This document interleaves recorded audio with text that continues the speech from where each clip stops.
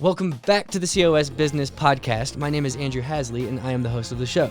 Today we have on Gene, it's Gustafson, right? Is that how you say it? Gustafson. Gustafson. Don't okay. feel bad. That's been butchered by so many different ways. That's how I've read it, like, ever since I've known you. So I'm going to have to, like, rewire that. How do you say that? Gustafson. Gustafson. Okay, yeah. And, you know, I sometimes I read, like, vowels backwards, you know, like, mix them up and stuff. You know, I'm from the Midwest, and it was basically a Swedish and Italian town originally. Okay. That's, you know, and the name, there was an appliance store in that town that was well known for years, and it was Martin Gustafson. Okay. And his ads were on TV at news time and all of this, and everybody knew him, and they'd still butcher the name.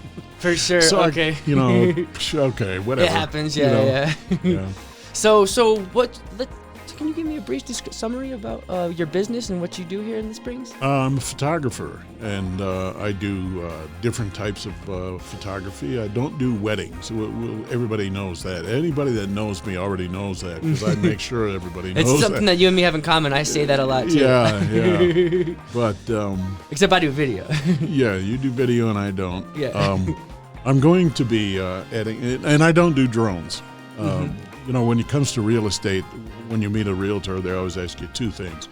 Do you do drone photography? Drone photography, and do you do video, or, you know, this and that? And it's like, no. But I'm going to be adding 360 virtual to my real estate clients. And I got into that. You know, I dabbled with it a few years ago with some trial programs for 360 stitching, and it was great. But at that time, and that was like 2 or 3 years ago, it wasn't an issue then. You know, it was a new kind of just a toy tool. And so I never looked into it that much further. And now with COVID, everything in the real estate marketing changed drastically. And so virtual is everything right now. Yeah, it really is. And so a lot of people in the past, maybe 2 years ago, started going into the Matterport format. And the Matterport format requires a $6,000 investment to get into for their camera and their platform and all of this stuff, you know. And recently there have been other companies who have come in with platforms to provide a service for a DCLR format to use virtual tours as well. So you don't have to invest in the $6,000. It's brought the cost down and made it more affordable to get into the game. Well, you can use your existing equipment and okay. just, you know, buy some There's software. an iPhone app. It's only for iPhone right now. And what it does, I seen like a video of it. I don't have an iPhone. But what it does is you film, or it's like you have your camera on and you walk around and you slowly get everything going like that. Yeah. And you can even move through space. And it picks up all that, and it creates 3D models, like, just from the camera. Yeah. Like, that's crazy. Yeah, and with Matterport, compared to using your DSLR, you get a much better quality image with the DSLR. Yeah. And you can do some of the same things, things that are practical and things that are necessary. And it's a much lower price investment for someone who already has DSLR equipment. And so it's something that I'm going to venture into. Sweet. And add to my portfolio. All right. Well, we'll get more into your business, but first we're going to roll the intro music, and we're going to roll some ads too. Okay. This is a show where we have real conversations with entrepreneurs and business owners who are mostly in Colorado Springs doing things in the community of Colorado Springs. One of our sponsors for the day is Atmos Planning. Atmos Planning is changing the way business owners and real estate investors are served by the financial services industry. They take an innovative approach with their personal CFO model to help visionaries maximize their net worth, impact, and quality of life. On top of all that, their clients typically save 20 to 30% in taxes, even if they are already working with a CPA or bookkeeper. If you have a goal to reach $1 million in revenue or more, a $1 million plus real estate portfolio, or even $1 million plus in after-tax profit while making an impact on the people around you, then schedule a call today. Their website is atmosplanning.com. ATMOS planning.com. Yeah, so yeah, man. So let's talk a little bit about your business and how long you've been doing it and what your journey with it. Yeah, my journey started in 1971 when I picked up my first camera. Okay. And it was an opportunity to do something different. And I was in Thailand at the time, and I was in the Air Force. And it's a good place to pick up a camera. It really was. And so I started with Nikon for those who are enthusiasts. Okay, it's not actually pronounced Nikon? Yeah, it's Nikon okay. to the elite, I guess. To the elite, yeah, because the mass people call it Nikon. Yeah. I call it Nikon. And that's what it was when I bought them. But anyway, I started there and came home after I got out and had a friend who was also in dabbling with that. And we kind of worked together and pushed each other and challenged each other. Mm-hmm. And that grew into a passion. Mm-hmm. And go forward to 1970 or 1980. What was it? No, 92. Okay. When I bought my large format camera. I was in a camera club and I moved into large format. What's that? 4x5 sheet film. Oh, okay, sweet. Think Ansel Adams. Mm-hmm. And so I moved up into that and basically laid the Nikon down for a while and did that. And I was fortunate that I had a convenient custom lab that was nearby. Mm-hmm. And so I dabbled with that and learned that and got interested in architectural end of it because with a large format camera, you can correct everything, all your perspectives and everything right on the film. Okay, nice. And you don't have to do it all in software now. So I did that for a lot of years and also did some portrait work for people, friends and such. And because I had the custom lab that was so close and convenient, I never set up my darkroom. Mm-hmm. And I had some pieces of it, And when I moved out here 17 years ago, I found out that I would have to drive to Denver to process sheet film. And I said, no, I'm not going to do that. So I finally set up my darkroom, and I was printing black and white, large format, 16 by 20s and 11 by 14s, and processing my own film and everything. Mm-hmm. And I refused for many years to get into the digital world because I was a purist, Mm-hmm. And so finally I had some clients that wanted candid photos of their kids at playgrounds. And I thought, yeah, well, the 4x5 ain't going to work for that. It just isn't the format for that. And so I was forced to go digital. Mm-hmm. And once I learned that was probably 7 years ago now. Okay. And so when I learned all the new tools on the camera, because they're all different than the old manual cameras, obviously, and got comfortable with the software, then I sold all the darkroom and all of that stuff. Okay. Never looked back. It's probably good you sold it because it's only getting cheap. It's only getting. I got pennies on the dollar, literally. Yeah, it probably would have been even less now if you sold it. And it took a while to get rid of it all too. I bet, yeah. And but now I'm completely digital. Do you like it? Oh, I love it. Okay. Yeah. And I don't regret having gone through the darkroom and the film process and all of that. Because everything that I learned there carries over into the digital world. Sure. I was printing with masks, which are negatives from negatives, and sometimes negatives from negatives from negatives. So depending on what kind of a mask you were going to use. So I was familiar with that process and what it did.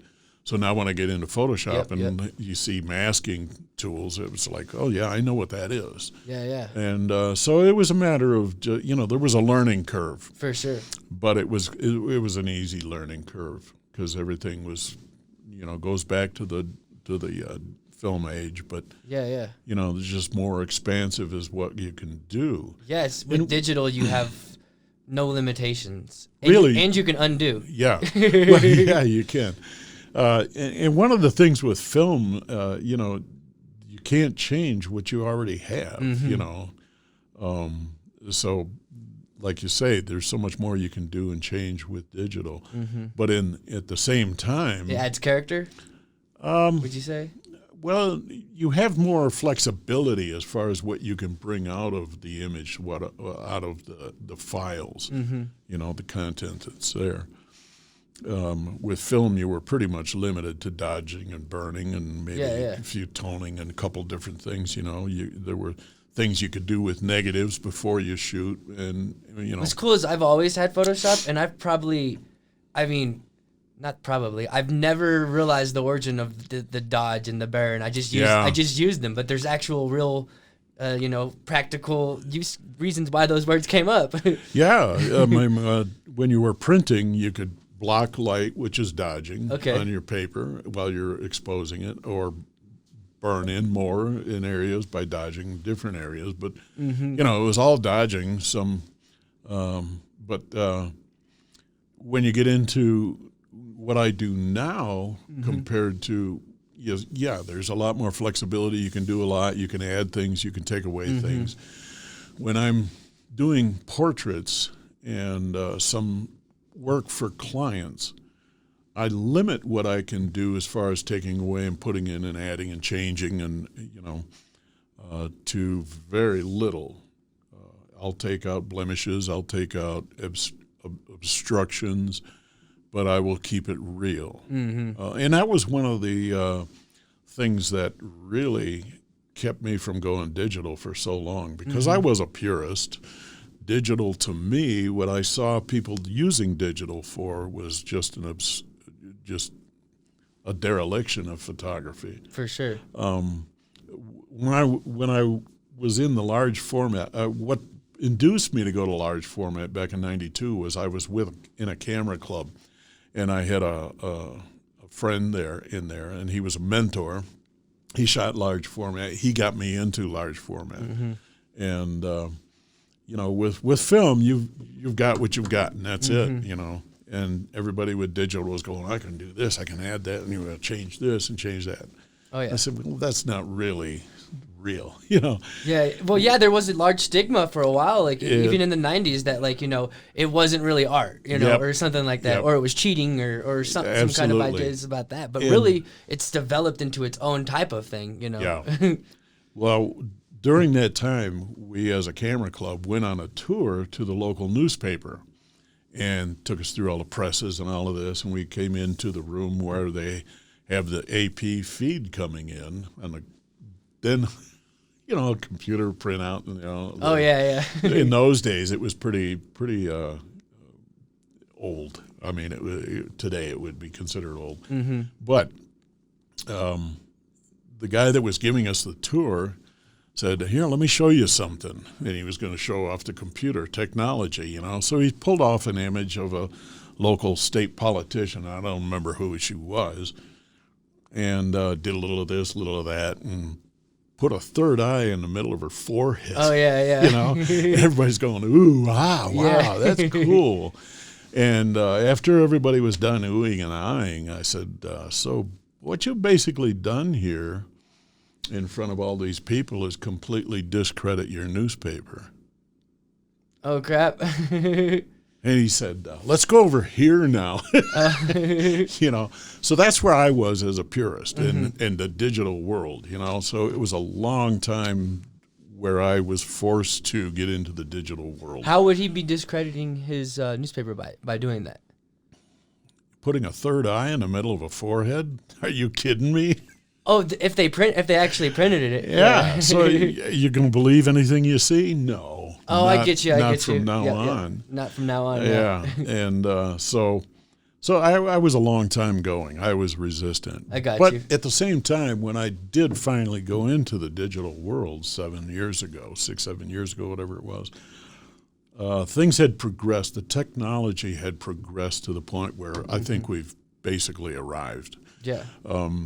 My cameras have 24 megabytes sensors, and that's truly big enough. I mean, you go to 40, 50, 100, it's like, now you got to buy a computer the size of this room, to handle all that. But it really isn't unless you're necessary. Printing things that can be seen from space. Yeah, and even with that, when I do panos, or even not panos, but if I'm doing an image where I want a lot of detail in it, a lot of content, I'll take a longer lens and do 4 or 5 images, stitch them together, and now I've got 40 million bits of information on that file. You know, and stitching probably in Photoshop is a lot easier than it would be in film. Even in Lightroom. Lightroom does a pretty good job of stitching now too, because they've upgraded that as well. Yeah. But yeah, the stitching capabilities are just. Did you ever dabble in film for video production? No. No? Okay.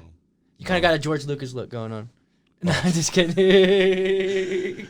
Well, that's better than what I usually get, so thanks. Yeah, I appreciate it. I love George Lucas. I think he was really innovative in his craft and the way he was able to push the boundaries, and they're constantly pushing the boundaries. Our next sponsor is Behemoth Visuals, my video production company. At Behemoth Visuals, we really help business owners grow and save time using the power of strategic video production. We don't just want to make a pretty video for you, we want to actually get results, and we are determined to make sure that happens. We separate ourselves from videographers because we are here to serve businesses and business owners to really help them make an even bigger impact with what they do. If you'd like to schedule a strategy call today to see how we can possibly help you, then go to behemothvisuals.com and fill out the form at the bottom of the page. But you know, with the technology, when you bring films up too, you think of the old days, everything was on set, everything was live, everything was on location. Now, almost everything, and of course, the movie interest or tastes have changed over these. Got to be action, you know, and this and that. And everything is done on green screen and wires and flying around and this and that. And it's like, everything is manufactured anymore. Nothing is real. You know, nobody even goes on set to a location. Excuse me, very rarely. Most of it's done on green screen. It's like, a lot of the blockbusters, but there's still a lot of good movies out there that use real scenes. Yeah. Yeah. But technology has made so much possible in the field of imagery. For sure. Yeah, so how many photos do you think you have taken over your lifetime, if you could count it? All of them. All of them? Yeah. All of the pictures I've taken all of them. Okay, sweet. Wow. Have you thought about that before? No. Okay. No. And, if you were going to ask me what I thought was my best, I would say I haven't taken it yet. Okay. It's going to be the next one, or I possibly. Feel you. I never want to be content with what I'm doing. I'm always learning and looking for ways that I can improve. Definitely. And better my skills. Yeah, there's so many things to learn. You can never stop learning. Well, my philosophy is you never stop learning until they throw dirt in your face. Okay. Shouldn't anyway. I mean, that's what we're here for, is to learn. For sure. And keep learning. So what do you think have been some of your biggest challenges you've had to overcome in growing this business and making it a profitable business? I don't have my phone with me, but I would say that's my biggest challenge. My biggest competitor is getting people to understand the importance of actual images in print. You know, and in the portrait field, everybody likes to say, well, I got all these, pictures. Here's my family, and pull out their phone, and here's this, here's that, here's that. When you drop in a toilet, that's all gone. And so family portraits, especially, are the biggest area where I have a challenge. And everybody thinks they've got what they need on their phone. Like I say, when you drop it in the toilet or whatever, it's gone. And those cards will fail. So I would say that is my biggest challenge, the biggest challenge for me. Has that pushed you to develop and maybe improve and develop and maybe even do, maybe not even just improve, maybe that's the wrong word, but do things differently that people can't achieve with their phone? Yeah, when I started up my business, I decided, because we're here and people love the outdoors so much, I was not going to build a studio. You have to have a studio, such as it is, and it's great, and you're fortunate to have a space and be able to have a space like this. But as far as a photo studio, not a chance. I'm not a fan of build it and they will come. For sure. And studio portraits are, some people still like them and they're okay, but yeah, that's a big overhead I don't need. Yeah, and if that's what they're looking for, there's plenty of good studio portraits out here. But people love the outdoors here, so they're going, well, I'm going to do outdoors. I want to be able to go outdoors and bring lighting in to light my subjects properly. Yes. And so when I started buying lighting equipment, such as you have here, I made sure it was portable. Yeah, you got to get the batteries. I could be, you have to be battery powered. So it's battery powered studio strobes that I can bring indoors, outdoors, wherever I want to be, wherever I have to be. And so that works well with real estate too, because I don't have to be plugged in anywhere. Yes. I can go outdoors. I can be anywhere I need to. Just got to remember to charge them batteries. Yeah, for sure. Yeah. And that way I can put the sun behind my subject and they don't have to be squinting in the eyes, so. And that looks really good too. And you can't. Yeah. And not only does the common person don't really have the equipment for that, they probably don't even think about that. Yeah. And when I'm out doing portraits or little sessions sometimes for whatever the occasion, I'll see photographers out there who don't have lights and they're putting, either they got the sun in the people's face, so they're uncomfortable, or they got the sun behind them and they got no light coming in. Yeah. And so either they're doing one of two things. Their subject is in the dark, so you can't see them, but you can see the background, or the background is completely blown out, or which way? Yeah. The background is completely blown out and they're exposed. Exactly. So you can't have both without lighting. And so what I do is make it so I can have a background you can see. And you can get pretty creative with the look too. Yeah. Oh, yeah. You can go so many different ways with that. I know sometimes you can not even have to bring a light.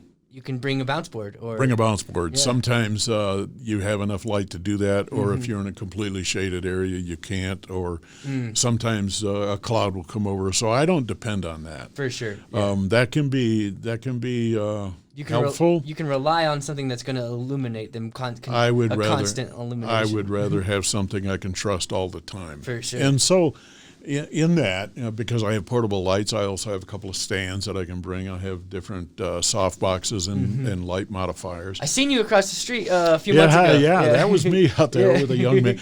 Do you, Andrew Miller? I'm not sure. Insurance man. Okay. It was his son. I did his high school senior portraits, and we were doing a portfolio shoot for him. He wants that to rabbit go hole's into probably modeling. got a good look. Did you guys incorporate that?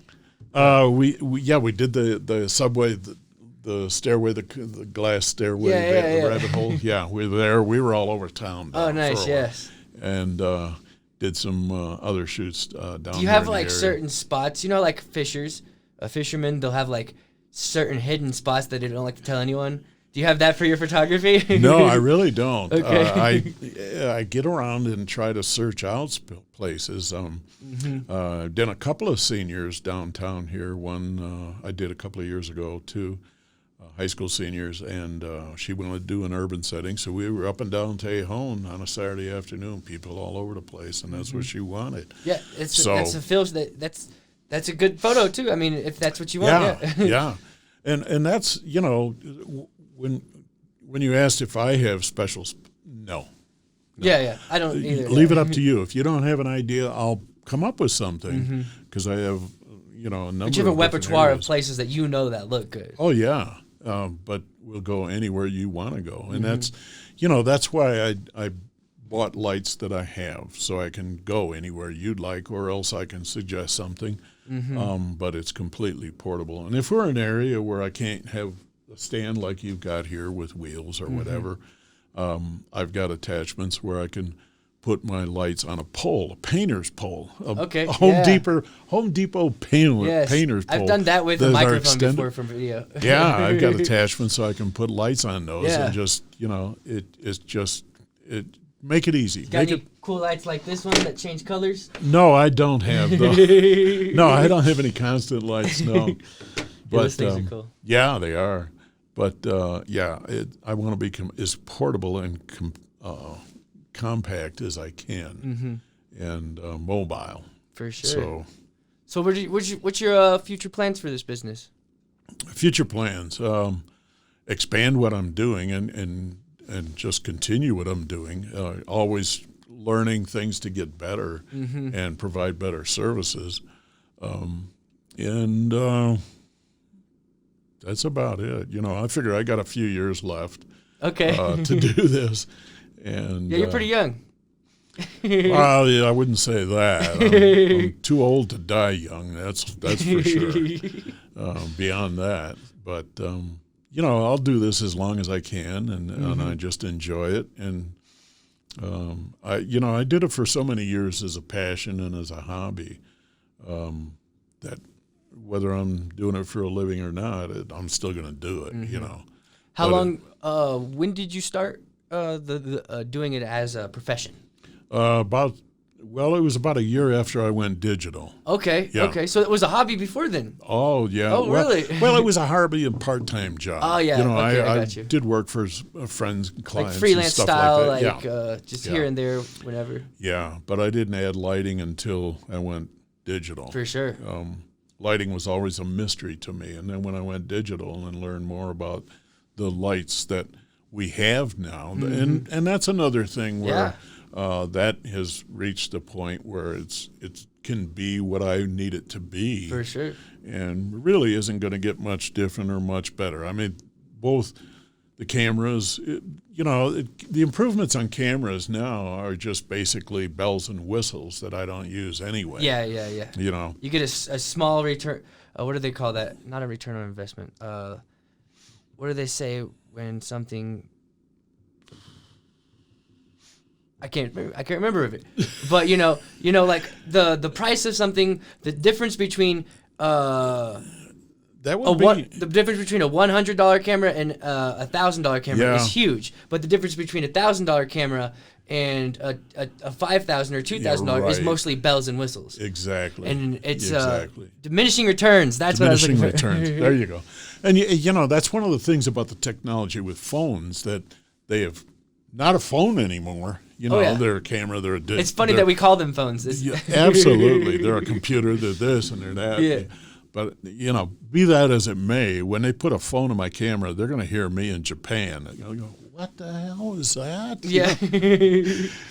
That's just, I don't need all that stuff. For sure. And I just want a camera. It does what I do. And I don't need all the bells and whistles. So yeah, we're actually. I forgot we didn't take the photo at the beginning. We gotta get that after. Well, is there anything you'd like to promote today on this episode before we wrap up? Oh no, me. Okay, yeah, that's what we're going to do. Me, that's all. All right. Yeah. No, it's. So how can people reach you then? My website is Prestige Photography by Gene. How do you spell prestige? Just like you spell prestige, Prestige. All right. Okay. And I'm also on. I also have a page, Prestige Photography by Gene, on Facebook as well. So there's two places you can go. I'm on Instagram, but I don't know why yet. Okay. I thought excuse me, not Instagram. LinkedIn. LinkedIn. Okay, sweet. Instagram's play on words for histogram. Yeah. Because it was mainly meant for photos at first. It was actually originally meant, I think, for like dudes to take pictures of their beers or something like that. Yeah. I don't know. It's something weird. But I got on LinkedIn and I thought, well, this is a business page. And it turns out it's pretty much too many times a lot like Yahoo used to be. So it's like, what am I doing here? Yeah. But yeah. It's my website and there's contact information there too, and samples of what I do and you definitely check out Gene's work. If maybe I'll even try to pop some in this video. I don't know if you're down with that. Or... Yeah, if you want, you can go to my website and pull anything off, or off my Facebook page. Okay, sweet. On my Facebook page, I try to keep updated as far as what I'm doing and what I've done and what my interests are currently, and try to keep that moving. For sure. So. Well, yeah, I guess we can start wrapping this up. It was great having you on the show, man. Good. Thanks. Yeah. I appreciate the opportunity. I stayed up all night and studied for it. That's awesome. Yes, I love hearing that. We've got a lot of content, a lot of episodes out there to consume. Oh, good. So, the first episode was in November 2019, and it was audio only. Really? Yeah. Really? Like by the third episode, I was doing video. Because we talked about this a year ago. Yes, and, I didn't realize you were just up and running. Yeah, I just started it then. And was doing it once a week. I didn't have the place. I was going to people's offices or people or meeting up somewhere and then just throw my phone down, just throw up a camera, no lighting, no nothing. Let's just go. And and I was doing that once a week. And then well, good for you then. Seeing all this, I'm impressed with what you've done so far in such a short time. That's good. Well, COVID happened and I put it in hiatus for like for like 4 months, and then I brought it back with full force. So much went in hiatus when COVID happened. Everything literally so was forced did. to. Well, these cameras are about to shut off. They shut off at 30 minutes. Oh, okay. And we'll see. Oh, that one just shut off. Oh, that one just shut off. All right, that's good. We be done. We be done. We'll see you on the next episode. The audio is still recorded. If you'd like me to read an ad script at the beginning of every episode, or in the middle, or at the end, promoting your business, then reach out to cosbusinesspodcast@gmail.com, or reach out to me directly, Andrew Haslett.